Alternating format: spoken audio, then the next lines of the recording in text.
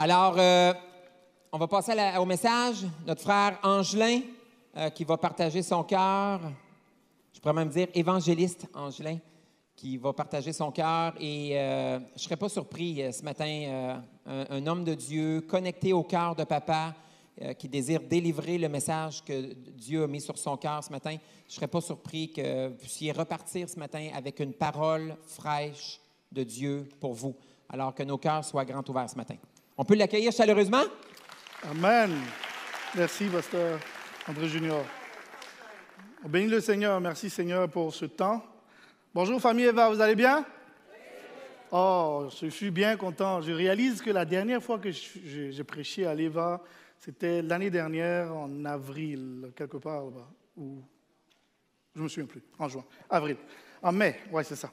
Et si on peut mettre la première diapo, donc la fois où j'avais prêché, je vous avais sollicité pour dire que je partais pour une activité d'évangélisation en Zambie, suivie d'une autre activité d'évangélisation dans le camp de réfugiés en Ouganda, à Bidi-Bidi. Donc, mais je ne vous ai pas donné des nouvelles. J'ai donné quelques nouvelles par email, après je me suis mis à courir partout, mais c'est tout. Donc aujourd'hui, je vais donner quelques nouvelles. Bidi-Bidi, si on met la slide suivante. Donc, Bidi-Bidi, c'est le camp de réfugiés en 2024, l'année dernière. Et là-bas, on a effectué 13 nuits de campagne d'évangélisation. Et en plus des 13 nuits, ou bien à l'intérieur des 13 nuits en tout, on a effectué 83 activités d'évangélisation. On a pu voir 43 602 personnes donner leur vie à Jésus-Christ. Et de ces 43 000-là, il y a 7 300 qui ont suivi un cours de formation de disciples. Et de ce 7 300, il y a 5 104 qui ont été baptisés d'eau. Et je ne sais pas si vous voyez là, il y a quelques photos de baptême d'eau. Je me suis dit, si j'envoie toutes les photos, vous allez être tannés après moi. Donc, je vais juste garder ça là comme ça. C'est bon? Est-ce qu'on peut mettre la petite... On peut partir la vidéo? Je suis en train de stresser nos gens de la projection, mais il y a une petite vidéo récapitulative qu'on a faite de l'une des activités de Bidi-Bidi. Si c'est possible, ça serait cool. Donc, si on peut partir la vidéo, on va faire ça. Et j'en profite pour dire merci à tous ceux qui nous envoient. Vous savez, le Seigneur a une façon de fonctionner. Dieu ne veut pas que nous qui partons soyons les seuls bénis. Donc, il a forcé un système de manière à ce qu'il dit que quiconque invoquera le nom du Seigneur sera sauvé. Mais la suite est intéressante. Il dit, mais comment invoqueront-ils le nom du Seigneur s'ils n'ont jamais entendu parler de lui? Et comment entendront-ils parler du Seigneur s'il n'y a personne qui le leur annonce? Et comment quelqu'un leur annoncera la parole si personne ne va?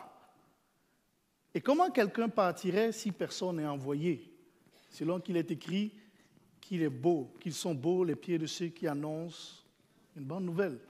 En d'autres termes, Dieu a fait son système de manière à ce que pour que quelqu'un reçoive Jésus, il faut que quelqu'un envoie. Donc, tous ceux qui nous envoient, on veut vous dire merci, parce que, je vais vous présenter d'autres chiffres après, mais je vais en présenter la vidéo si elle est prête. Ça, c'est une des nuits d'évangélisation qui a pris place, que je vais mettre. Amen. Je ne sais pas si on a le son. Ça, c'est Bidi-Bidi. Oh, il y a un super son. Now is your time. Okay, super. Jesus wants to bring you joy. Jesus wants to change Ça, c'est l'une des évangélistes avec laquelle je prêchais. On teste votre anglais en même temps. Jesus died on the cross. But the Bible says, on the third day, Jesus rose from the dead. And Jesus is alive today. And Jesus came to this place to Bidi-Bidi. Because Jesus loves you. Because Jesus knows you. Because Jesus was with you when you was in the war. Call upon the name of Jesus. Jesus, save me, save me, save me, save me now. Jesus, I'm here, and you are here. Save me now. Are you happy? Are you happy? Show me your hand if you receive Jesus. Now Jesus is about to come inside of your heart. He is healing you now. He is touching you now. He is changing you now. In the name of Jesus. Receive the Holy Spirit. He's breaking your addiction right now. Fire, fire, fire in the name of Jesus. And right now, everywhere where you hear my voice, I take authority upon every spirit of sickness. You will live, you will not die. Be free. Be free. Be free in the name of Jesus. For how long did you have the back pain? For 2 years, you had a back pain when you came here yesterday. Elle était malade Is there something you pendant could 2 not ans, do that en you tant que can tel. do now? And Puis le Seigneur this l'a one, you guéri could pendant not cette do it. soirée-là. And now you can do that. Who just healed you? Hallelujah. Je lui ai demandé qui est-ce qui t'a guéri. Il a dit c'est Jésus qui m'a Show guéri. me how you walk. Ça, c'était This une is how you musulmane are walking. que Dieu a guéri, que Jésus a Now, guéri show la me même how journée. you walk now after we pray. Oh, can you dance also? Can you move like that? You do like that. Hey, hey, hey, hey, hey, hey, hey, hey, hey, hey, hey, hey, hey, hey, hey. We give glory to Jesus. I pray that God will keep you. That God will lead you. May strength come on your life. May you walk in the fear of God. I bless you, I bless you, I bless you. If you receive it, shout amen. Hallelujah. Alléluia. Amen. Je suis tellement tenté de donner plein de témoignages, mais on est restreint par le temps. Mais c'est juste dit que cette dame, en plus de cette dame musulmane, il y a eu plein de musulmans qui ont la vie à Jésus là-bas. Il y a eu plein de délivrances, plein de guérisons. Il y a eu même pendant une des soirées où je priais je me souviens que je priais pour les malades, il y avait 3 hommes musulmans qui n'étaient même pas sur le lieu, qui étaient chez eux là-bas. La présence de Dieu est allée les toucher là-bas. Puis les gens les ont transportés pour les envoyer sur la campagne d'évangélisation. Ils ont prié pour eux, ils ont reçu Jésus, ils ont été délivrés. Et puis Dieu fait son acte, son œuvre. Donc on bénit le Seigneur, et puis c'est pour vous dire merci. La réalité, c'est que nous ne sommes pas les seuls à bénéficier des récompenses éternelles qui viennent de ça. Tous ceux qui nous envoient reçoivent aussi leur récompense. Vous n'avez pas besoin de venir avec nous forcément. Mais en nous envoyant, en contribuant financièrement, en priant pour nous, vous aussi, vous avez votre récompense. Amen. La slide suivante. Donc, de façon générale, pour 2024, on a complété l'année dernière, on peut voir la slide suivante. On a complété l'année dernière 290 activités d'évangélisation. On a pu prêcher à environ 188 000 personnes qui ont entendu l'évangile l'année dernière. Et il y a eu 100 500 personnes qui ont donné leur vie à Jésus-Christ. Et je bénis Dieu qui nous a donné le pouvoir de le faire parce que l'année dernière, Dieu nous avait mis un objectif de nous préparer à voir 100 000 personnes donner leur vie à Jésus. Et puis il a permis que cela puisse se faire. Amen. Pour nous, notre attitude, lorsqu'on voit toutes ces choses qui ont pris place depuis plusieurs années où Dieu travaille, on fait un peu comme Paul peut le dire. Il dit, frère, je ne pense pas l'avoir saisi, mais je fais une chose, oubliant ce qui est en arrière. On oublie les succès, on oublie les échecs, puis on fonce. Il dit, oubliant ce qui est en arrière et me portant vers ce qui est en avant, je cours vers le but pour remporter le prix de la vocation céleste de Dieu en Jésus-Christ. Et puis c'est ce que nous faisons. On bénit Dieu pour ça. Ce qui veut dire que Dieu continue de nous envoyer. Pour cette année, à court terme, on a différents voyages missionnaires. Le prochain, dans moins de 2 semaines, je vais partir au Malawi par la grâce de Dieu. Puis on doit former plusieurs évangélistes et aussi mener plusieurs activités d'évangélisation. Donc au Malawi, tout est OK, les choses sont déjà setées et puis tout. Mais on a aussi 2 autres activités d'évangélisation importantes qui auront lieu à London, en Ontario, dans l'Ouest canadien. On va aller former aussi plusieurs évangélistes. Et puis ça, c'est ce qu'on appelle une formation express, intense, qu'on appelle le Fire Camp. Et puis ensuite, j'ai été invité pour aller coacher et puis organiser toute une équipe d'évangélisation pour Pointe-Noire au Congo. Donc, je ne sais pas si vous voyez, c'est cool, hein? Ça sera ma première fois là-bas. Donc, on commence aussi à rentrer dans le côté francophone. Mais je ne sais pas si vous voyez les points d'interrogation à droite, là. C'est parce qu'on a besoin de vous. Parce que la manière dont Dieu a fait en sorte qu'on ait besoin du corps de Christ pour partir. Donc, donc on a besoin environ de, je dirais, entre 11 et 12 000 pour finir tout notre budget pour pouvoir partir. Donc, c'est un SOS pour dire, on continue de travailler et puis on n'arrête pas. Amen. Donc, si Dieu vous met à cœur de contribuer, c'est une bonne façon. À la slide suivante, vous pouvez aller sur notre site internet, enveprière.don ou bien enveprière.com/don ou bien faire un chèque Enve Prière. Tous les dons reçoivent un reçu pour don au fin des impôts parce que nous sommes enregistrés auprès de l'ARC. On est un peu comme une église, mais on est sous forme de ministère. Voilà, c'est bon? Amen. Ça, c'était la première partie où je donnais des nouvelles. Maintenant, on va prêcher. Ça va? Et dans cette prédication aujourd'hui, autre nouvelle que je n'ai pas dite, c'est que je suis aussi inscrit à une formation. Je fais un bac aussi en études bibliques. Donc, dans le contexte de mon bac, ils m'ont demandé de prêcher quelque chose pour que ce soit une bénédiction pour le corps de Christ, donc pour vous. Donc, je me suis dit, tant qu'à être là. Donc, il y a certaines conditions. Donc, je vais prêcher, mais ils veulent avoir la preuve que j'ai vraiment prêché ce message. OK? Donc, j'ai déjà contacté Pasteur Benoît pour qu'il me signe quelque chose. Maintenant, vous, comment est-ce que vous intervenez? J'ai demandé à mon épouse d'être mon assistante. Donc, de temps en temps, elle va faire 1 ou 2 photos. Donc, on veut me voir et vous voir, parce qu'on veut voir la binette. C'est bon? Mais je vous promets que ça reste juste à moi et puis à la formation. Je ne fais pas autre chose avec. C'est OK? Amen. Donc, on va commencer. Alléluia. Donc, si vous voyez Rachel bouger, faire 1 ou 2 photos, c'est pas seulement parce qu'elle m'aime, c'est parce que c'est dans un contexte précis aussi. OK?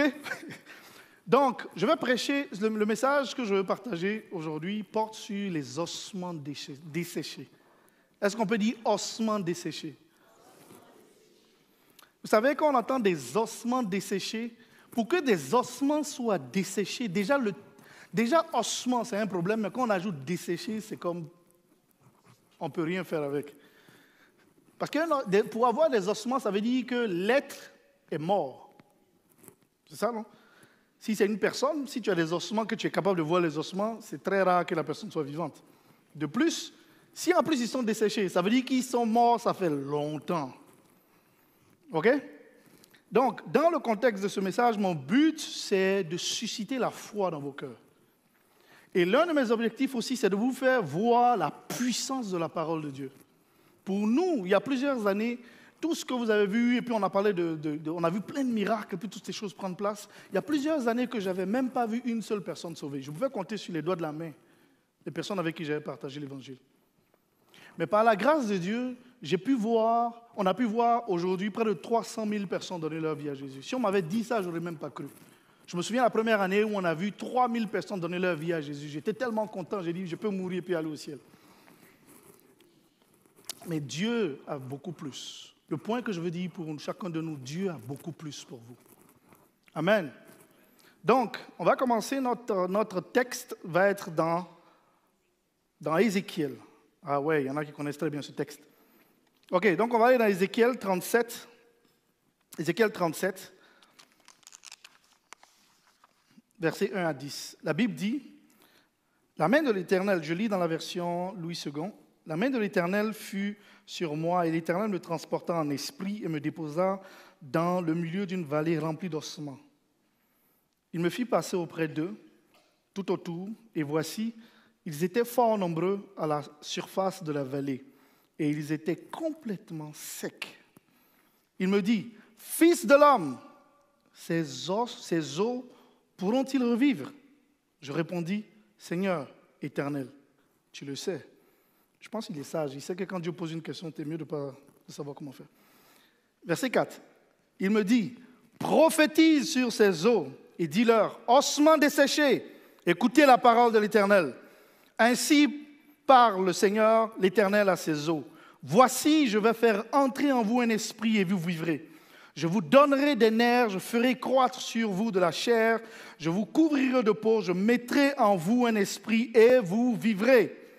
Et vous saurez que je suis l'Éternel. » Verset 7. Je prophétisais selon l'ordre que j'avais reçu, et comme je prophétisais, il eut un bruit. Et voici, il se fit un mouvement, et les eaux s'approchèrent les uns des autres. Je regardai, et voici, il leur vint des nerfs, la chair crue, et la peau couvrit par-dessus. Mais il n'y avait point en eux d'esprit. Il me dit, prophétise et parle à l'esprit. Prophétise, fils de l'homme, et dis à l'esprit, ainsi parle le Seigneur l'Éternel. Esprit, viens des quatre vents, souffle sur ces morts et qu'ils vivent. Je prophétisai selon l'ordre qu'il m'avait donné. Et l'Esprit entra en eux et il reprit vie. Et ils se tinrent sur leurs pieds. C'était une armée nombreuse, très nombreuse. Amen. Lorsqu'on lit ce texte, on peut se poser la question, de quoi il s'agit ici? Qu'est-ce qui concerne les ossements desséchés ici? On voit un peu ici, il dit prophétise sur ces morts, c'est ce que le Seigneur a dit. Et s'ils doivent prophétiser sur ces morts, ça veut dire que ce sont des morts humains. Et puis quand on regarde au verset 10, il dit clairement, quand ils ont eu la vie, c'était une armée très nombreuse. Donc c'était des humains qui sont initialement une armée, mais qui sont morts, et quand ils ont reçu la vie, ils sont redevenus comme ils étaient, mais avec une plus grande force. Donc les ossements desséchés dont il s'agit d'une armée. Une armée qui est morte. La question qu'on peut se poser, c'est à quoi équivaudraient ces morts? À quoi? Que représentent justement ces ossements desséchés? Il y a plusieurs années, j'ai lu un livre, puis je l'ai relu récemment, ça s'appelle L'Ultime Assaut. C'est celui qui l'a écrit, c'est Rick Joyner. Je ne sais pas s'il y en a qui ont lu ce livre-là. Il avait été très populaire dans le temps. Et j'ai réalisé que je l'ai récupéré depuis la Côte d'Ivoire, et puis j'ai voyagé avec jusqu'à aujourd'hui, il est encore vivant. Ok, c'est bon. Dans son livre, L'Ultime Assaut, Rick Joyner raconte une vision qu'il a reçue du Seigneur. De la même manière qu'Ézéchiel a reçu une vision dans l'Ancien Testament. Dieu donne encore des visions aujourd'hui. Pourquoi il donne des visions? Parce que Dieu n'est pas mort, en passant. Je ne sais pas si vous savez ça. Dieu est un Dieu vivant. Donc, les choses qu'il faisait hier, il le fait encore aujourd'hui. Donc, s'il a ressuscité des soldats morts hier, devinez ce qu'il va faire aujourd'hui. Il va ressusciter des soldats morts aujourd'hui. Amen. Enfin, si vous le croyez, dites Amen. Si vous ne le croyez pas, dites rien. Ah bon, je sais que je suis à l'Eva maintenant. Je ne savais pas où j'étais. Donc, Rick Joyner a eu une vision, et dans sa vision, voilà ce qu'il dit. Je raconte tous les éléments, donc un des éléments qui est ici. Donc Rick Joyner, dans la section où il parle des prisonniers, il parlait de plusieurs personnes qui étaient prisonnières de l'ennemi, de Satan.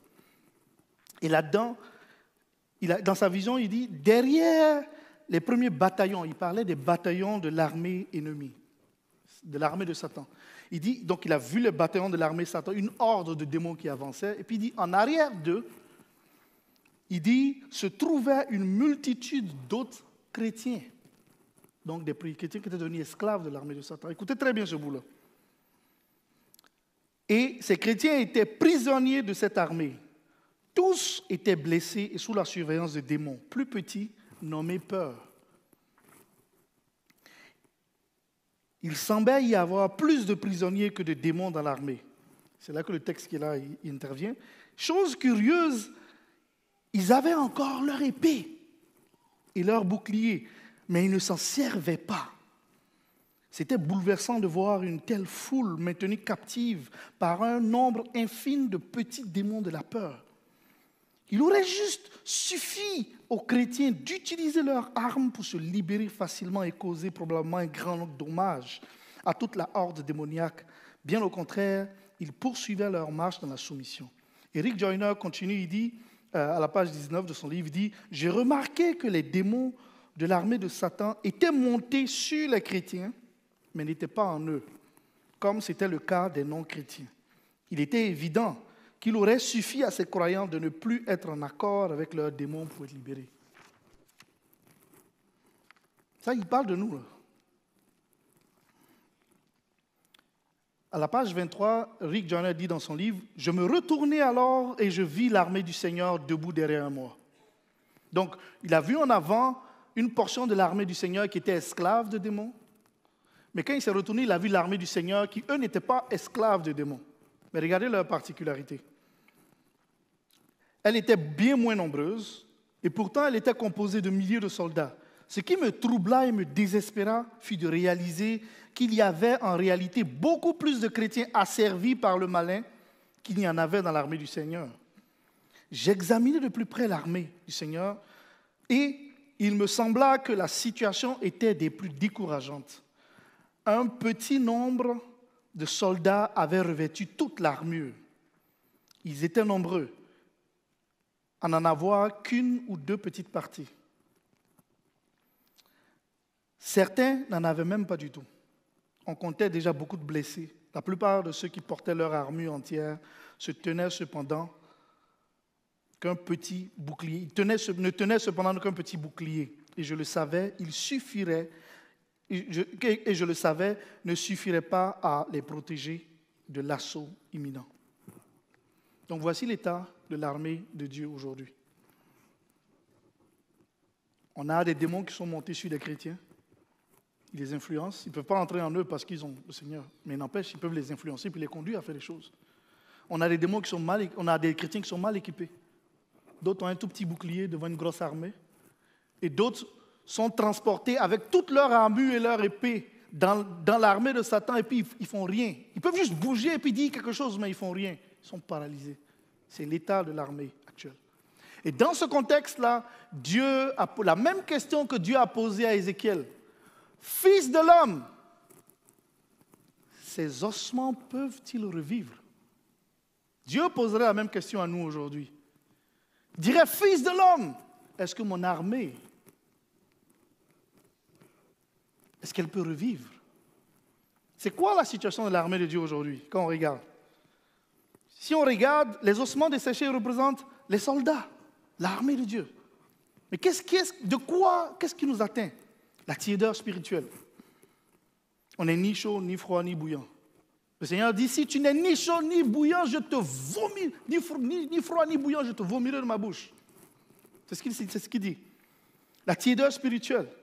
On est esclave de la peur, les dépendances, désespoir, manque de puissance, disputes, manque de pardon, jalousie, division, murmure, la honte, la confusion, le découragement. Puis on est mal équipé.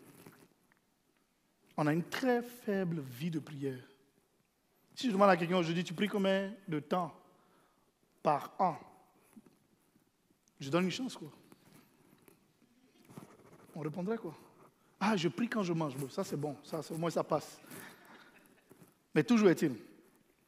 Et sans oublier la méditation de la parole de Dieu. Peu de nous méditent la parole de Dieu. On va peut-être lire pendant 5 minutes. Ah Seigneur, j'ai fait mon devoir pour la journée. Je t'ai donné 5 minutes, tu peux te débrouiller avec. Je le dis à notre honte. Je le dis parce que moi aussi, j'étais de ce groupe-là. Moi aussi, je me souviens des jours où je prenais ma Bible quelque part avant d'aller à l'église dimanche. Tu tapes la poussière qui est dessus et puis tu s'en vas. J'étais là. Mais des choses ont commencé à prendre place dans ma vie. Et ma vie a changé. Et je crois que ça va être le cas pour plusieurs d'entre nous aujourd'hui. Amen. Le Seigneur Jésus peut dire dans justement Apocalypse 3, 14, il parle de ça, de l'état. Le Seigneur Jésus, lui, il dit, tu es pauvre, tu es misérable, tu es aveugle et tu es nu. Il parle de son propre, de l'Église. Là. C'est l'état. Donc l'une des questions à se poser, c'est, est-ce qu'on peut revivre?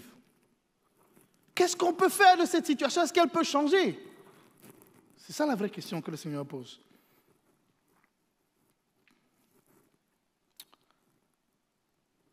On voit au verset dans Ézéchiel 37, versets 5 et 6. Le Seigneur parle. Il dit, « Ainsi parle le Seigneur l'Éternel. Ainsi parle le Seigneur l'Éternel à ses eaux. Voici, je vais entrer... » Pardon, je ne suis pas au bon endroit. Donc, le Seigneur qui demande au prophète de pouvoir prophétiser. Donc, à quoi ressemble, si on regarde la parole du Seigneur, le Seigneur a demandé d'abord à Ézéchiel, prophétise sur ses eaux. Donc, qu'est-ce que c'est ça? On appelle ça une parole de Dieu. OK? C'est ça, non? Si Dieu dit, prophétise sur ses eaux, non, Dieu est en train de te donner un ordre pour poser une action. C'est ça? Ça, c'est la parole de Dieu. Mais une parole de Dieu qui est révélée, on l'appelle aussi une prophétie. C'est une parole vivante du Dieu vivant pour un peuple qui est supposé être vivant. Bon, en tout cas, même ceux qui sont morts, sont pour son peuple. La prophétie, c'est ça. Donc Dieu dit, donne la parole. Il dit à Ézéchiel, vas-y, déclare cette parole-là. Et si Dieu nous posait la question, par exemple, aujourd'hui, qui vous demande, est-ce que ces ossements peuvent revivre? Quelle serait votre réponse? Plusieurs d'entre nous ont dit, celui-là, je ne suis pas celui-là, il est trop loin. Qu'est-ce qu'on va répondre? Mais Ézéchiel est sage. Ézéchiel sait une chose. Ézéchiel sait que Dieu a le pouvoir de transformer les gens et de changer les circonstances. Et on voit plusieurs cas de figure. On se souvient de Pierre. Pierre qui disait, Seigneur, même si tous doivent t'abandonner, moi je ne t'abandonnerai pas, je mourrai pour toi. La seconde où la servante lui a posé la question, toi là, tu es qui? Il dit, non, je ne le connais pas. Il était poltron, il était peureux. Et il n'a pas dit ça une fois, il a dit ça 3 fois, juste pour s'assurer de son état correct. Mais ce Pierre qui était poltron et peureux a été restauré par le Seigneur Jésus-Christ. De la même manière, plusieurs d'entre nous vont être restaurés par le Seigneur Jésus aussi. Amen. Et on voit plus tard, quand l'Esprit est entré en Pierre, il a complètement changé. Ce Pierre qui n'était pas capable de reconnaître Jésus devant une simple servante qui ouvrait la porte, s'est mis devant 5000 personnes pour prêcher. Qu'est-ce qui a changé en temps? L'Esprit de Dieu est entré en lui. Puis il a changé. On voit aussi le cas de Paul. Paul était un persécuteur professionnel. Il était tellement bon à persécuter qu'on lui a même donné une lettre de recommandation. Habituellement, quand on donne une lettre de recommandation pour quelque chose, là, ça veut dire que tu es bon à ce que tu fais. Donc, on te recommande pour que tu continues de faire. C'est ça, non? Donc, Paul était un persécuteur professionnel au point où il a reçu une lettre de recommandation. Mais au moment où il était en chemin, la lumière du Seigneur Jésus l'a frappé. Et il a eu une rencontre directe avec le Seigneur Jésus-Christ et sa vie a changé. Et ce même Paul, qui ne pouvait rien faire, maintenant est devenu l'apôtre. Il est passé de persécuteur à apôtre. Ce qui veut dire que, peu importe l'état dans lequel vous êtes, Dieu peut vous changer aussi. Amen.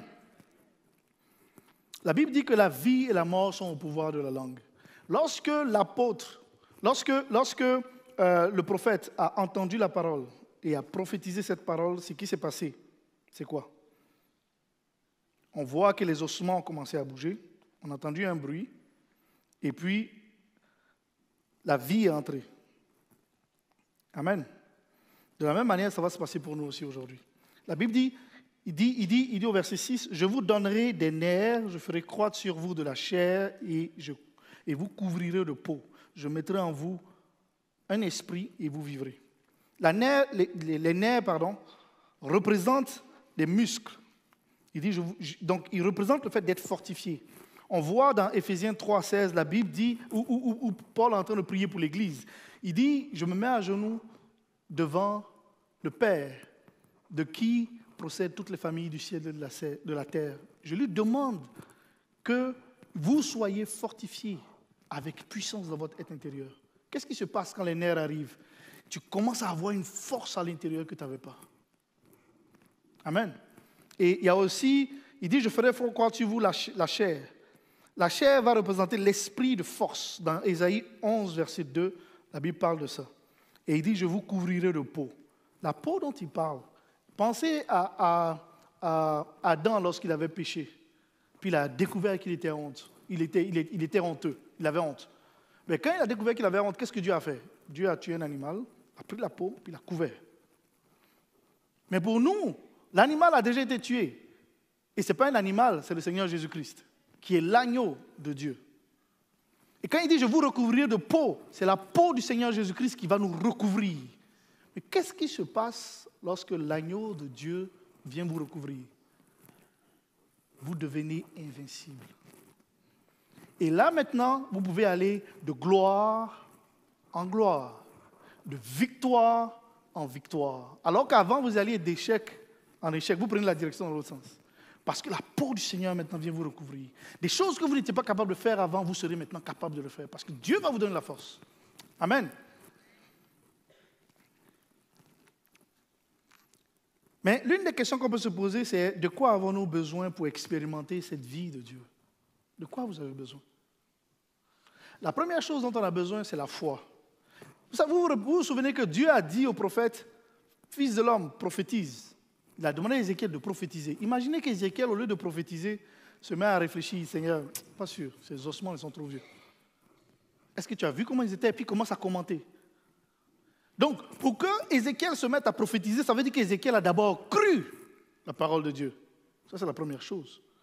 La deuxième chose, dans la Bible, lorsque la Bible parle d'avoir la foi, dans la parole de Dieu, le Seigneur Jésus associe la foi avec une action.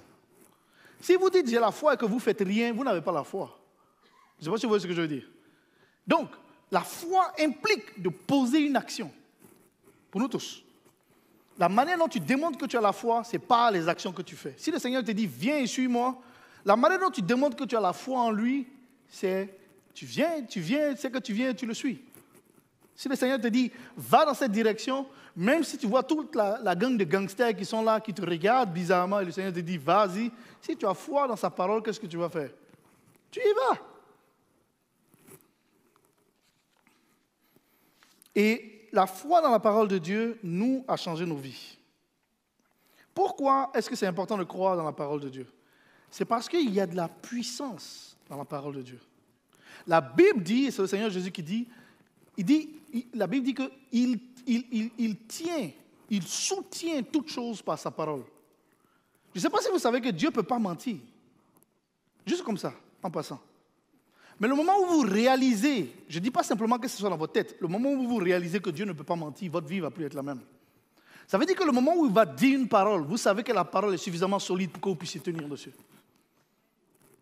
Parce que dans votre cœur, vous avez réalisé qu'il est impossible que Dieu mente. S'il dit « je te soutiens », ça veut dire qu'il te soutient. Il ne peut pas mentir. C'est qui a fait la différence pour que il y ait la vie qui vienne? C'est parce que le prophète a cru et a posé des actions. Amen. Mais la croyance, le fait de croire vient en quoi? On croit en quoi? Parce qu'on peut croire en beaucoup de choses. Vous pouvez croire dans les nouvelles, c'est qu'ils ont annoncé aux nouvelles. Vous pouvez dire j'ai la foi. Ça, ce n'est pas la foi. La foi vient de ce qu'on entend, et ce qu'on entend vient de la parole de Dieu. Donc, si on agit sur la parole de Dieu, il y a quelque chose qui prend place, automatiquement. Pourquoi? Parce que la parole de Dieu n'est pas simplement une parole. La parole de Dieu est esprit et vie. Il y a la vie dans la parole. Donc, en même temps que la parole est là, il y a la vie là-dedans. Et devinez quoi? Écoutez très bien ça. Ça, c'est l'une des choses que j'ai apprises qui a commencé à changer ma vie. La parole de Dieu est aussi puissante dans votre bouche que si c'était Dieu qui la disait. Je ne suis pas sûr que vous avez compris. J'ai essayé ce groupe-là, j'ai entendu Amen ici. J'ai dit ici. La parole de Dieu, si vous la déclarez, elle va prendre effet. Elle est aussi puissante dans votre bouche que si c'était Dieu lui-même qui disait. Je ne sais pas si vous comprenez ça. Bon, toute chose est attestée par la réponse de 2 ou de 3 témoins. J'ai dit encore ici. La parole de Dieu, je veux vraiment que vous compreniez ce que ça veut dire. Elle est aussi puissante si vous la déclarez que si c'était Dieu lui-même qui disait. Parce que quand vous comprenez ça, quand vous allez lire la Bible, quand vous allez entendre des paroles que Dieu vous dit, votre vie ne va pas être la même. La manière dont vous allez agir dessus va être différente. Parce que vous allez réaliser qu'il y a du pouvoir dans la parole de Dieu. Et la puissance qu'il y a dans la parole de Dieu, c'est pourquoi? C'est une puissance qui est capable, justement, de guérir les malades. Elle est capable de ressusciter les morts. Elle est capable de délivrer les personnes. Et la parole de Dieu est capable d'ouvrir des portes que vous n'imaginez même pas. Nous, et le Seigneur Jésus pouvait dire, voici les signes qui accompagneront ceux qui auront cru. Ça veut dire qu'il fait référence à quoi? À la foi. Et ça, c'est l'une des choses extrêmement importantes qu'il nous faut comprendre, intégrer en nous et puis grandir avec. Quand tu crois, il y a des choses qui prennent place. Nous, le moment où on a commencé à croire à la parole de Dieu, des choses ont commencé à prendre place. On a commencé à avoir des miracles prendre place. On a commencé à voir des gens être sauvés. On a commencé à voir des gens être délivrés. Pas parce qu'on est spéciaux, bien, quoique je pense que je suis un peu spécial, mais ce n'est pas ça le point. Le point, c'est qu'on s'appuie sur la parole de Dieu. Et puis plusieurs personnes nous demandent comment est-ce qu'on évangélise. J'ai dit, voilà ma meilleure technique pour évangéliser. On a vu plusieurs personnes sauvées, mais je leur ai dit, quand je vais évangéliser, voilà ma stratégie. Elle est simple. Je lance la parole de Dieu et je me cache en arrière. C'est tout ce que je fais. Je ne me casse pas la tête. Pourquoi? La parole de Dieu est puissante pour briser le marteau de l'incrédulité. Elle est puissante pour changer les vies. La seule chose que je fais, je lance la parole de Dieu, je me cache derrière. Et puis c'est tout. Et puis je regarde. Et puis je dis, waouh, c'est cool. Et puis j'ai fait encore. Je lance et puis je me cache derrière. Oh, tout ce que je fais, le Seigneur a dit, la Bible, la parole de Dieu dit. Et puis je regarde la parole agir. Parce que je vous rappelle, la parole n'est pas une chose, la parole de Dieu. Car au commencement était la parole. Et la parole était avec Dieu, et la parole était Dieu. Elle était au commencement avec Dieu. Et toutes choses ont été faites par elle, et rien de ce qui a été fait n'a été fait sans elle. En elle était la vie, et la vie était la lumière des hommes. Cette parole, c'est qui? Le Seigneur Jésus. C'est pourquoi il soutient toutes choses par sa parole. Le jour où on réalise que Dieu ne peut pas mentir, que sa parole, c'est lui-même. Ce n'est pas une chose, c'est lui-même. Vos vies vont changer. Nous, je vous donne quelques exemples rapides. La slide suivante. Dans notre ministère, on a vu des portes s'ouvrir miraculeusement. On a vu des personnes être sauvées. Dieu nous a fait rentrer dans les portes. On a vu... Il y a des bouts même, je tremble même juste à l'idée de raconter ça. On peut voir la slide suivante. Je vais vous montrer quelque chose, un truc rapide, de quelques saluts. Ah, bon, notre PowerPoint ne bouge pas trop. Donc, nous, on a vu des portes s'ouvrir. Ah, ici, super, merci. On a vu des portes s'ouvrir miraculeusement. Ici, là, tout ce que vous voyez, c'est un des exemples de ce que Dieu fait, des portes s'ouvrir. Il y a des endroits où la porte s'ouvre, toi-même, tu te mets à trembler, tu ne sais pas trop ce qui va se passer. Mais Dieu ouvre des portes. Pourquoi? Dieu veut sauver. Il y a des endroits qui sont des bastions de l'ennemi. Et Dieu fait en sorte que quand on arrive, il y a une grâce, une grâce, une grâce. Parce que ces anges nous accompagnent. Et puis on va, et puis on prêche l'évangile. Nous-mêmes, quand on sort, on ne sait pas trop c'est quoi qui s'est passé. Parce que Dieu a dit, allez par tout le monde et prêcher la bonne nouvelle. Et cette parole-là, elle contient en elle la vie pour ouvrir des portes. Elle contient en elle la vie pour sauver. Elle contient en elle la vie pour voir un miracle. Amen. Dans notre ministère, on a aussi vu beaucoup de guérisons. Je me souviens la première fois, la photo à gauche, c'est l'une des fois où j'ai vu de gros miracles se produire. C'était un homme qui avait un AVC, qui avait eu un AVC. Je pense qu'il avait l'AVC peut-être pendant, entre 12 et 17 ans. Cet homme-là, j'ai une autre photo que je n'ai pas pu mettre là, mais au moment où on priait pour lui, la seule façon dont il pouvait lever sa main, c'était comme ça, parce qu'il avait été comme à moitié paralysé. Je ne sais pas comment expliquer ça, mais l'AVC l'avait atteint. Mais quand on a prié pour lui, puis quand c'est moi qui priais, en priant, j'ai expliqué comment Dieu veut guérir, qu'est-ce que Dieu a déjà fait. Il a cru. Et cette foi-là a créé quelque chose en lui. Quand on a prié pour lui, il a été guéri instantanément. Là, on le voit lever sa main. Ça faisait près de 12 ans ou 17 ans, je ne me souviens plus combien, qui n'avait pas levé sa main comme ça. La deuxième photo au milieu, je l'aime beaucoup parce que c'était un jeune homme qui faisait de l'épilepsie. Il avait environ, je pense, entre 7 et 10 crises d'épilepsie par jour. Donc, il tombait constamment. Puis, il était arrivé sur le lieu de la campagne d'évangélisation. Quand on a prié, son témoignage était cool. Il dit, quand on a prié, il a vu une lumière quitter le ciel, qui est venue avec une main, qui est venue, puis qui l'a atteint. Automatiquement, il a été délivré. Il était guéri, il a senti quelque chose sortir. D'ailleurs, ce qui est intéressant, Bidi, on a vu plein de personnes au moment où on prie, on a vu des gens qui disent quelque chose est sorti de moi, quelque chose est sorti de moi, quelque chose est sorti de moi. N'oublions pas tout l'esprit de trauma que ces personnes ont vécu dans le camp de réfugiés, mais Dieu est bon. Pourquoi j'ai présenté la slide au milieu? C'est parce que la slide au milieu, c'est pour vous parler de l'importance de la foi. Le jour où cette guérison a pris place, il y avait une autre guérison aussi qui a pris place auquel on ne s'attendait pas. Au moment où je racontais que Dieu peut guérir même si la personne n'est pas physiquement là, il y avait une maman, le soir on est allé à la radio, et puis le soir de cette rencontre-là, on est allé à la radio, et puis on faisait la promotion de la campagne d'évangélisation. Et puis il y avait une maman qui a appelé. Elle dit, j'étais à votre campagne. Et quand tu as prié pour les malades, j'ai cru pour ma fille, qui n'est même pas dans la même ville que moi. J'ai mis ma main sur mon ventre. J'ai fixé mes regards sur le Seigneur Jésus-Christ. Quand je suis arrivé à la maison, ma fille m'a appelé. Elle dit, maman, ça fait près d'1 an que je suis malade. Aujourd'hui, j'ai été guéri. Maintenant, regardez ce qui est cool. Regardez la puissance de la parole et la puissance du témoignage. La Bible dit quoi? Le témoignage est l'esprit de prophétie.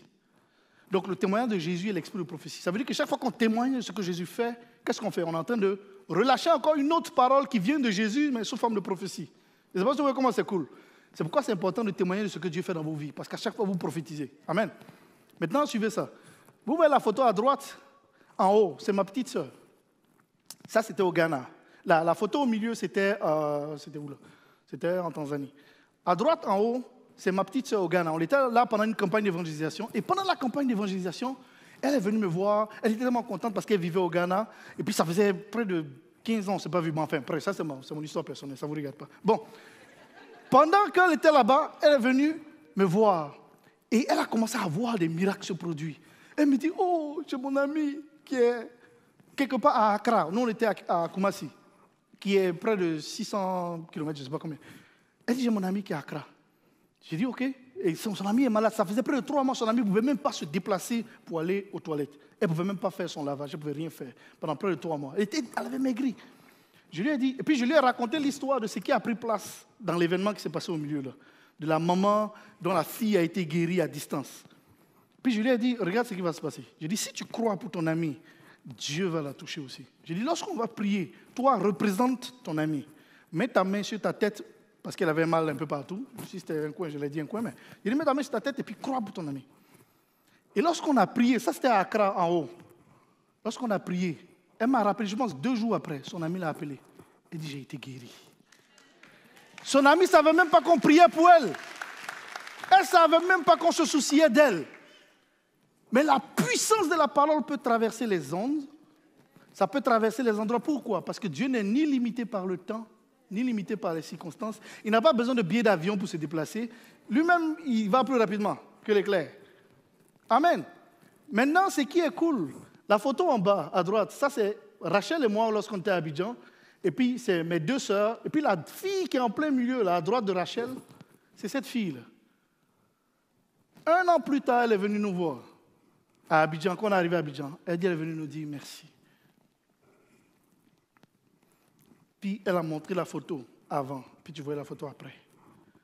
Le point que j'essaie de vous dire, j'essaie de vous parler de plusieurs choses. J'essaie de vous parler de la puissance de la parole de Dieu, la puissance de la foi. Pourquoi? Parce que Dieu ne peut pas mentir. Le jour où vous commencez à réaliser que Dieu ne peut pas mentir, les choses vont changer dans votre vie. Et j'ai tellement de témoignages, mais je suis pressé par le temps, donc il faut aller. Parce que je pense que c'est un peu là de manger. Bon. Le point que je veux dire. Ah oui, un autre. La parole de Dieu est aussi puissante pour délivrer. Alors, je vais en bas, je vais vous montrer 2 autres exemples. La photo à gauche, c'est une photo qu'on a prise à Marseille.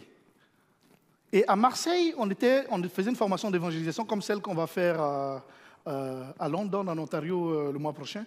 Et là-bas, on avait plusieurs évangélistes qui étaient venus de la France, de la Belgique, d'un peu partout. Puis on était partis les former. Mais il y a une des dames en plein en bas, là. Je n'ai pas voulu mettre une flèche pour ne pas que tout le monde sache. Mais elle est quelque part en bas, là. Voilà, c'est ça. Elle n'était même pas l'une des évangélistes qu'on formait. Elle était juste une des cuisinières. Mais elle nous entendait parler sur l'heure de midi, tout ça. Donc, un des soirs, elle s'est glissée à l'intérieur de la rencontre et elle allait s'asseoir. Et c'était un soir où on priait pour les malades et puis la puissance de Dieu est descendue. L'Esprit de Dieu est tombé sur la dame et s'est mis à secouer comme ça. Mais la dame, elle était dépendante à la cigarette. Depuis qu'elle est ado quasiment, elle fume. Je ne sais pas combien de cigarettes elle fume par jour, mais elle a été délivrée cette journée-là. Et puis 3 mois plus tard, quand je suis revenu au Québec, ils m'ont rappelé, ils disent, tu te souviens de la dame pendant qu'on priait? Oui, je me souviens, la cuisinière, elle a été guérie. Et puis, j'ai un bout, j'ai tellement de témoignages. Il y a un autre bout, il y avait quand on a fini la dernière journée, il y avait la maman d'une des évangélistes qui était venue de Belgique parce qu'elle a entendu tout ce que Dieu faisait. Elle dit, moi aussi, j'allais dire au revoir à ma fille, mais en même temps, j'ai glissé dans une des rencontres. Elle est allée, la dernière rencontre, la dernière soirée, ils nous ont dit, elle avait le cancer de quelque chose dont je ne me souviens plus. Et on a profité, tous les évangélistes se sont mis autour d'elle et puis on a prié. Et quand on a prié pour elle, j'ai appris, je pense, le dimanche suivant, je pense la semaine suivante, elle est repartie voir son médecin pour faire des tests, puis elle a vu qu'elle était guérie. Le point que j'essaie de vous dire, Dieu n'est pas mort. Peut-être que vous entendez ici, mais vous ne le réalisez pas. Il est le même hier, aujourd'hui et éternellement. Il sauvait hier, il sauve aujourd'hui, il va sauver éternellement. Il guérissait hier, il va guérir aujourd'hui, il guérit demain. Il délivrait hier, il délivrera aujourd'hui, il délivrera demain. Il ressuscitait les morts hier, il ressuscite les morts aujourd'hui. Il le fera encore demain. Amen.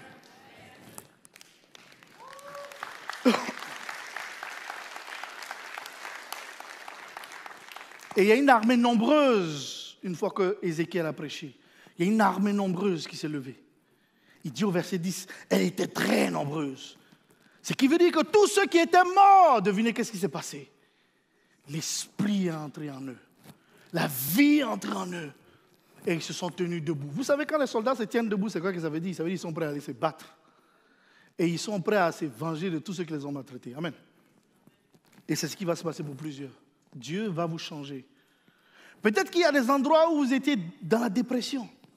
Laissez-moi vous dire, vous n'avez pas besoin d'accepter la dépression. Il y a des endroits peut-être où vous étiez esclave de la maladie. Laissez-moi vous dire, Dieu guérit encore aujourd'hui. Il n'est pas mort.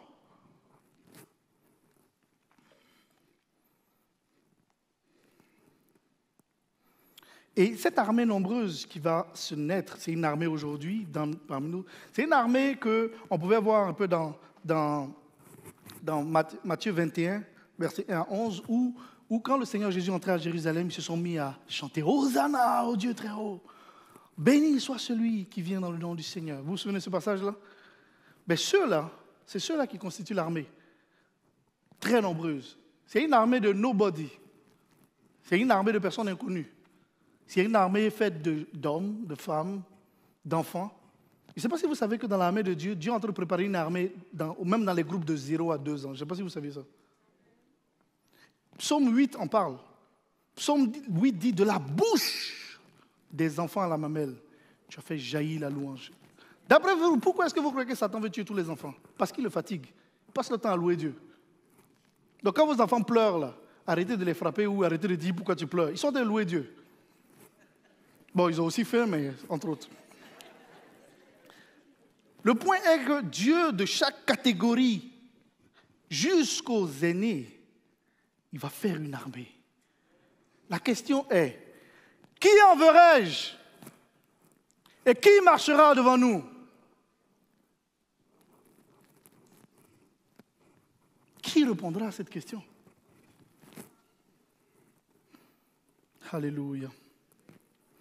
Et cette armée nombreuse que le Seigneur est en train de préparer et d'élever, à qui il va donner la vie, c'est une armée de personnes inconnues, comme je disais. Ils vont accueillir le Seigneur Jésus-Christ comme leur roi, de manière triomphante, sans jamais toucher à sa gloire. Ils ne vont pas prendre le crédit pour les choses que le Seigneur fait à travers leur vie. Et cette armée nombreuse que le Seigneur ressuscite, c'est vous et c'est moi. Amen. Le point que j'essaie de dire, est-ce que ces ossements desséchés, est-ce qu'ils peuvent revivre? Ils peuvent revivre. Amen. Maintenant, l'une des questions qu'on peut se poser, c'est comment on fait? Les prochaines étapes, ça c'est un exercice que je veux vous donner à chacun de vous. Vous croyez que vous étiez juste venu écouter un message, mais vous avez des travaux aussi. Moi j'ai des travaux, donc je ne vais pas vous laisser. Vous aussi, vous allez faire des travaux. Amen. OK? Voici le travail. Je vous explique un peu le contexte, vous allez comprendre votre travail. OK? Lorsque le Seigneur a voulu détruire le pharaon et son armée à cause de leur rébellion, à cause de toutes ces choses-là, la dernière plaie d'Égypte, vous vous souvenez c'est laquelle?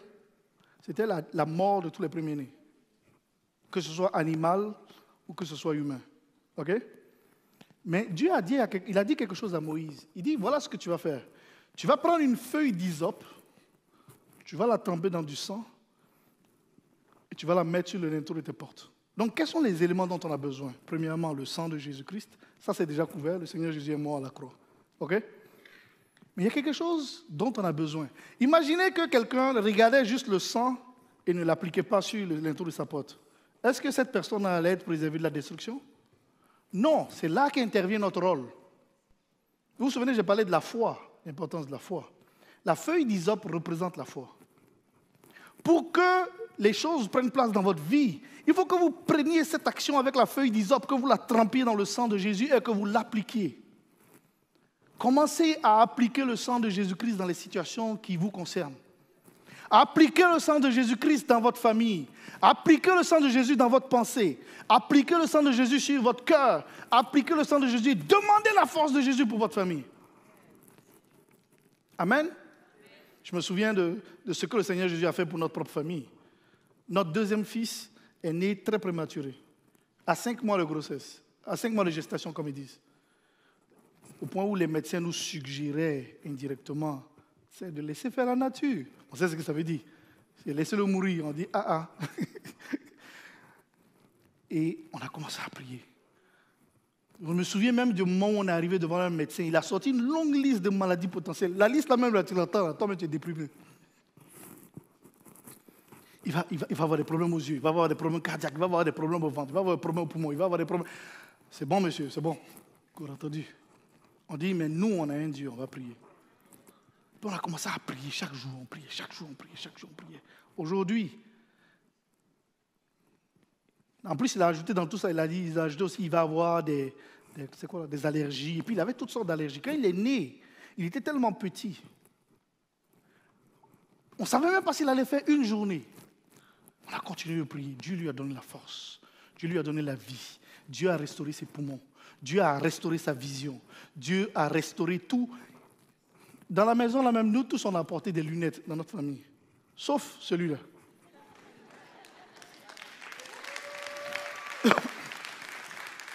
Il avait des problèmes de poumons. Dieu a restauré ses poumons. Tu le vois courir aujourd'hui, là même. On ne dirait même pas quelqu'un qui avait des problèmes de poumons. Il avait des allergies. Il était pas capable. La liste de choses qu'il n'était pas capable de manger, c'était incroyable. C'était tellement grave, les allergies, que ça ne pouvait même pas toucher sa peau. On devait, nous, comme nous, on pouvait le contaminer, porter même des... C'est les trucs qu'on portait pendant Covid, là. Nous, on a connu Covid avant vous, en passant. On devait porter tout ça. Mais aujourd'hui, il a 0 allergie. Il mange de tout. Et gare à vous si vous laissez de la nourriture quelque part. C'est juste vous dire comment est-ce que Dieu est bon. Et quand il va vous restaurer, il ne va pas seulement vous restaurer un peu. Parce qu'il veut nous restaurer pour que nous soyons plus que vainqueurs. Ça veut dire que tu es vainqueur jusqu'à toi, mais tu es fatigué d'être vainqueur. Tu es plus que vainqueur. Et c'est ce qu'il va faire pour vos vies. Amen. Mais pour ça, chacun de nous devons prendre une feuille d'hysope. Je vous rappelle que vous avez un exercice à faire, ok? Feuille d'hysope, trempée dans le sang, puis vous l'appliquez, ok? Maintenant, l'autre chose que chacun de nous devons faire, il nous faut prendre le temps aussi de grandir dans la foi. Vous vous souvenez de ce que j'ai dit? La foi. Ézéchiel a eu la foi et il a posé les actes. La foi vient de ce qu'on entend. Et ce qu'on entend vient d'où? La parole de Dieu. Ça ne vient pas du marché, ça ne vient pas des nouvelles, ça ne vient pas de la télé, ça ne vient pas de YouTube. Ce qu'on entend vient de la parole de Dieu. Le point est suivant. Si vous devez faire grandir votre foi, il faut apprendre à ouvrir la parole de Dieu et la lire.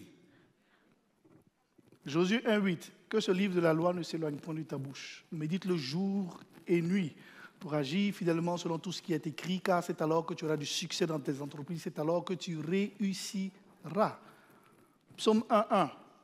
Heureux celui qui ne marche pas selon le conseil des méchants, qui ne s'arrête pas sur la voie des pécheurs, qui ne s'assied pas en compagnie des moqueurs, mais qui trouve son plaisir où? Dans la loi de l'Éternel, il la médite jour et nuit. Il est comme un arbre planté près d'un courant d'eau qui porte son fruit en sa saison et son feuillage ne se flétrit pas. Qu'est-ce qu'il est en train de dire? Quand vous méditez la parole de Dieu, vous n'allez pas dessécher. Son feuillage ne se flétrit pas. Vous n'allez pas dessécher. Peu importe les saisons, vous allez toujours être vert. Que 1000 tombent à votre côté et 10 000 à votre droite ici. Que 1000 tombent à votre côté et 10 000 à votre droite. Vous ne serez pas atteints. De vos yeux seulement, vous regarderez la rétribution des méchants. C'est ce que dit la parole de Dieu. Le point est le suivant. Si vous apprenez à vous faire un réservoir de la parole de Dieu, regardez ce que vous êtes en train de faire. Vous êtes en train de bâtir un arsenal de guerre en vous. Parce que qu'est-ce qui va se passer? Ta parole est une lampe à mes pieds, une lumière sur mon sentier. Ça veut dire qu'est-ce qui va se passer? Vous n'allez pas vous tromper de chemin, vous allez savoir où partir. Qu'est-ce qui va se passer? La parole de Dieu est quoi? Comme une épée tranchante à 2 tranchantes. Elle est efficace, plus tranchante. Voilà, c'est ça, j'ai oublié ce bout-là. Pénétrante jusqu'à partager entre âme et esprit, jointure et moelle. Elle juge les sentiments et les pensées du cœur. Cette parole est une épée. Elle est une arme. Donc, deuxième exercice pour vous, c'est quoi? Premier exercice, vous vous souvenez, c'est quoi vous faites? Feuille d'hysope, trempée dans le sang, paf, paf, paf. Tu l'appliques sur ta maison. Enfin, je me souviens de mon épouse, un jour, elle a entendu parler que l'huile d'onction était bonne. La madame est allée prendre l'huile. Elle s'est promenée partout dans la maison, met sur le mur. On venait juste d'acheter la maison. J'ai dit, mais arrête de plaquer l'huile partout. Parce que là, mais au moins dans les coins que c'est stratégique. Je voyais les traces d'huile un peu partout. J'ai dit. Le point est, quand vous devez appliquer les choses, assurez-vous que c'est fait. Deuxième chose, la foi. L'exercice que je veux que vous fassiez pour les prochaines périodes, chaque jour, matin et soir, lisez la parole de Dieu. Pourquoi c'est important? Dans 1 Samuel 2, Dieu dit, « Moi, Dieu, j'honore celui qui m'honore. » Qu'est-ce que ça veut dire? Quand vous allez commencer à ouvrir la parole de Dieu et à la lire, plusieurs choses vont prendre place. Le Seigneur Jésus lui-même va venir à côté de vous. Le Saint-Esprit va venir et va ouvrir votre esprit pour vous enseigner. Il va commencer à renouveler vos pensées. Romains 12, il dit, ne vous conformez pas au siècle présent, mais soyez transformés par le renouvellement de votre intelligence, afin que vous puissiez discerner ce qui est bon, agréable et parfait et quelle est la volonté de Dieu. Quand tu lis, Dieu transforme ton intelligence. Et qu'est-ce qu'il fait? Tu te fais un arsenal de guerre. Nous sommes tous des soldats. Et je vous dis, c'est extrêmement important. Et Dieu définit le succès. Vous ne pouvez pas avoir du succès dans vos vies si vous ne méditez pas la parole. C'est impossible. Pourquoi c'est impossible? Parce que Dieu lui-même l'a dit. Donc nous, on ne peut pas dire que Dieu il ment. Il dit, car c'est alors que tu auras du succès dans tes entreprises. C'est alors que tu réussiras. Donc pour nous aussi, comme parents, si on veut donner un héritage à nos enfants, ça peut être un héritage spirituel de la parole de Dieu. Amen. J'ai bientôt fini pour ceux qui ont faim. Alléluia. Le point est le suivant. Je termine là-dessus. Il y a une chose qui est anormale dans nos vies. Et Paul en parle. Il parle des bébés spirituels. Donc, je vous donne une image. Imaginez quelqu'un qui a 10 ans de vie et puis il n'est même pas encore capable de tenir son pot, son verre pour boire. Qu'est-ce qu'on va dire? Il y a quelque chose d'anormal avec lui. Imaginez qu'il y a quelqu'un qui a 20 ans, il n'est même pas capable d'aller au frigo pour ouvrir le frigo, pour prendre la nourriture et mettre au micro-ondes. On va dire quoi? Il y a un problème avec lui. Imaginez quelqu'un qui a 30 ans et qui n'est pas capable aussi de faire certaines choses. On va dire qu'il y a un problème. Tu as 30 ans et puis tu ne peux pas conduire. Bon, c'est le cas de certains, mais bon, eux, c'est peut-être qu'ils ne veulent pas. Mais si quelqu'un essaie et puis il n'arrive pas à le faire, c'est un exemple. Je ne suis pas en train de répondre du doigt ceux qui ne peuvent pas conduire. Okay, excusez-moi. Je pense que vous comprenez mon point. Le point que c'est de dire, de la même manière, au niveau spirituel, Paul parle des bébés spirituels. Il dit, vous qui devriez être des maîtres, vous êtes devenus lents à comprendre. Vous êtes devenus comme des bébés à qui on doit donner du lait. Ce n'est pas normal que quelqu'un passe 10 ans, 20 ans, 30 ans, mais ne connaît pas la parole de Dieu. Ce n'est pas normal. C'est ce que Paul est en train de dire. Donc l'exercice pour nous, il nous faut grandir et maturer. Amen. C'est bientôt fini, puis on va prier. Alléluia. Bon, la dernière chose à appliquer pour vous, que je dis, apprenez à obéir à ce que Dieu dit. Donc, j'ai réduit la tâche à 3, ok? Premièrement, Hysope, paf, paf, paf, on applique. Spirituellement, je dis, n'allez pas prendre du sang pour mettre votre nom. C'est pas ce que je dis. Deuxièmement, la foi, pour la développer, lisez la parole de Dieu chaque jour. Invitez le Saint-Esprit, il va vous aider. Je vous dis, quand vous allez faire ça, vous allez voir les choses changer. Troisièmement, obéissez à la parole. Amen. Maintenant, on va prendre un temps de ministère. Ok? Et si on prophétisait maintenant sur nos ossements desséchés? Ça vous dirait? Parce qu'il faut bien appliquer. Là. Je fais mon travail, parce que je fais mon travail pour mon bac en études bibliques, mais vous aussi. Je ne vais pas vous laisser comme ça, partir comme ça. Vous aussi, vous allez devoir faire votre travail. Ok, on peut se tenir debout. Je vais demander au groupe musical de venir. On peut couper aussi le live. Pour ceux qui sont en live, que Dieu vous bénisse. Et puis on veut que vous puissiez venir ici. Ceux qui sont ici vont vous expliquer c'est quoi qui s'est passé, ok? Et si on prophétisait sur nos ossements desséchés? Donc, Ézéchiel 37, verset 4 à 6, il me dit, prophétise sur ces eaux et dis-leur, ossements desséchés, écoutez la parole de l'Éternel.